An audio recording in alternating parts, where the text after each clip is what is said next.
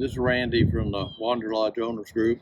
And for some of you guys that don't know, Brad owns Coachcraft, Brad McDonald. And Brad took that over from his dad. His dad was in business. How long was your dad there? Well, we started Coachcraft back in 1989. 89. I ended up buying the companies from him in 96. So Dad was there for about 7 years before I bought the company. And he and I worked together after I bought it till 2002. And then he was out of it. So we took it over from there. And to this day, we continue to grow and do all sorts of RV renovations and mechanical work. We primarily work on Wanderlodge. That's probably, I'd say, 75 to 80% of our business. Yeah. So it's been an interesting business. We've met a lot of friends through there, and done very well at it. So you guys were upfitters, didn't you? Do book buses and all that kind of stuff. Some stuff for Bluebird and authorized Yes, Bluebird. You know, when it first started out, of course, I call my dad a tinkerer. He'd get a motorhome and then he'd start tinkering on it and changing things, and then go to a rally like this and somebody'd see it and, oh, can you do that on mine? And that's really how the business started. We had a real close connection with Bluebird because we lived close by, and my dad went over and met them and told them what we do, and before long we started doing work for Bluebird. We did a lot of work on their transit buses. We did a lot of work on the coaches. They got to where when customers came in and wanted to change something midstream, they would go ahead and continue to build the coach as it was initially ordered. Then it would leave there and come to us, and we would modify whatever we needed to modify. So I had a good relationship with Bluebird. Yeah, I met them, his dad, way back, because we were making parts for Bluebird. Nothing like what they were doing, of course. But so I knew his dad, and Brad came along and took over. So we've known each other a long time.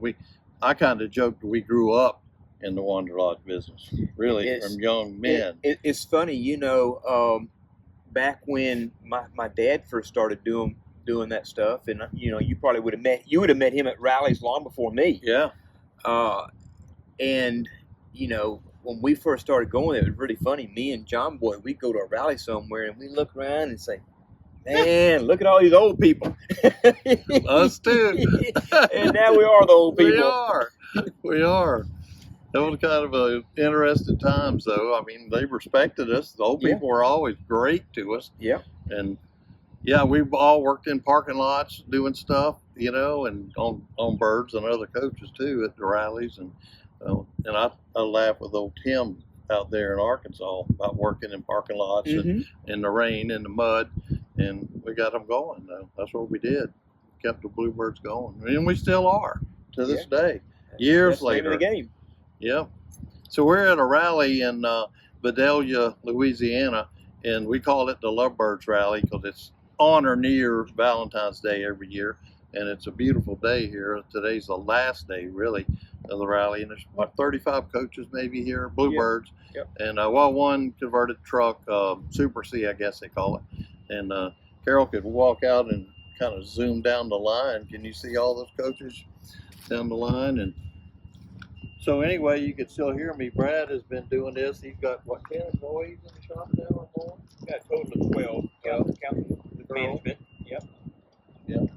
So I was just up there the other day, and it was like a little beehive. People going everywhere, customers, coaches, parking lots full. You couldn't hardly get in and out of the place as normal. And Brad runs a cabinet shop next door too. That's their other business. That's Woodcraft by McDonald. And they have a body shop too. Got a paint and body shop. And, you know, I guess one of the things that we've always prided ourselves on is trying to be very open and transparent with what we do. And when we have customers come in, we welcome them in the shop, where a lot of other places won't allow them in the shop, because we want them to see what we're doing. We want them to learn about their coaches. We're not scared of what we're doing, and we educate them. We let them look at what we're doing and teach them what we're doing. And I think it really helps to create a bond between us and the customer. So that's worked well. Yeah, they got some interesting projects going on up there. We always do. Just like at our house almost, but nothing on the scale that they do. So he's got some good guys, and at one time I think I knew all of those guys because most of them came over from Wanderlodge, and they're all about gone now because let's face it, we all got old. Very true. You know, one thing I do want to say too is, you know, as I'm getting to that age, I'm starting to back out, and I love doing these rallies and enjoy meeting the people and talking with them, just as you do. But you know, I want to be very clear that James has taken over the company, and he's doing a very good job of moving forward with it and moving along in our footsteps. I'm still very active in the company, but as far as day-to-day decisions, they're falling on James's shoulders now, which sure feels good for me. Yeah, I know it does.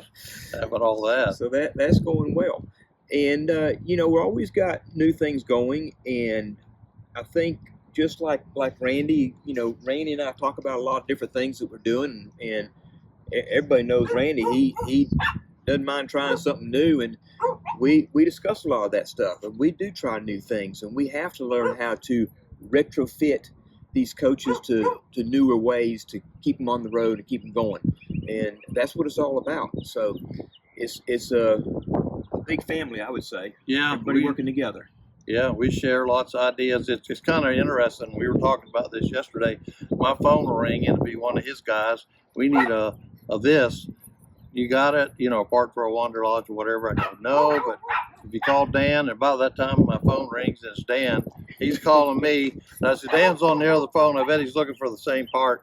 And so we're all in a big circle going round and round, but we end up finding a part or making a part. And we keep them going. There's nothing we hadn't been able to do yet, I don't think, except maybe disc brake rotors. That is a headache. But that's going to happen too eventually, I guess. But yeah, it's fun working with these guys. It's fun to get a phone call, and we all stay in touch pretty much weekly.